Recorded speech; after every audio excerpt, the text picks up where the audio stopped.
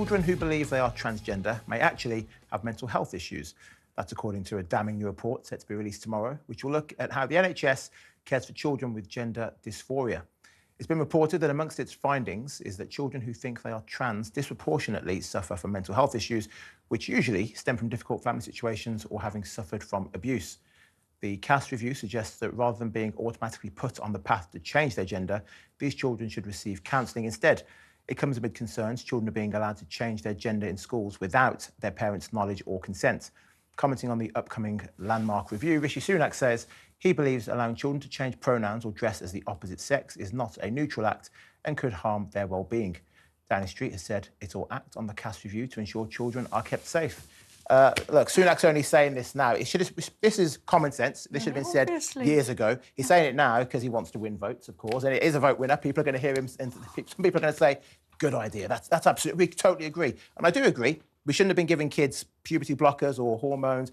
How can my kid go to school and when they want to teach them about sex education, I've got to sign a consent form? But if my kid wants to go to school and say, actually, miss, I'm not a boy, I'm a girl, and my teacher's going to say to that kid, yes, you are a girl, but we won't tell your father about it, it's completely ridiculous.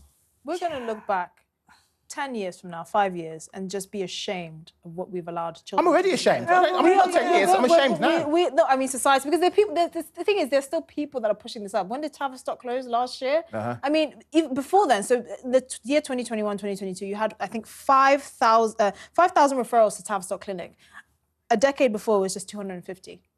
And those young children that were put through Tavistock Clinic like a conveyor belt were given life-changing treatment that never should have gone ahead. I mean, yes, this is common sense, but it's not. That's not the real issue. It's what we've done to children, what we've allowed to happen to children because no one was bold enough to say this from the very beginning. That's what terrifies me. I think there are so many aspects to this, but there are two things that I wonder about. I wonder about the role of parents in households where children are being encouraged, or that there is a kind of permissive atmosphere around this idea that, oh, well, you might not be a boy, you might not be a girl, you know, make it up as you go along, decide later.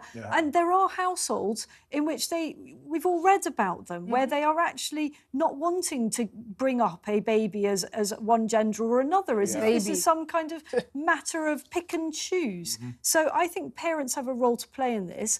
But much more, probably even more sinister, is the idea that that is either being reinforced or conducted separately by ideologues in schools. And I simply cannot believe we have got to this position where it is a revelation that children who have these issues have mental health issues too. I mean, which comes first, people? But one of the problems with this conclusion is that there still won't be an answer. We know that mental health facilities and support for teenagers and young people, and adults, to be honest, but we're talking specifically here about young people, are in crisis. We know that the waiting list for any kid or teenager who's had a diagnosis to get any sort of treatment can be 2 or 3 years. Well, 2 or 3 years in the life of a teenager is nowhere near good enough. And it is actually one of the policies that the Labour Party has said they're going to put in, which is to put in an army of mental health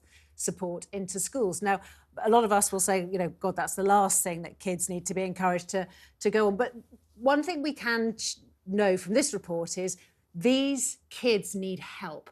Whether they do have gender dysmorphia or whether, as this report seems to be saying, actually they have another mental health problem that's coming out as a form of, you know, I want to be trans, or I want to change my gender, they are going to need help. And the help is still not going to be there. So we're still going to have kids who are troubled. And the other thing I found very interesting in the last few years is talking to a lot of people from the gay, particularly gay male community, who are saying actually a lot of male teenagers who are gay are being convinced that they're trans. Which is homophobic.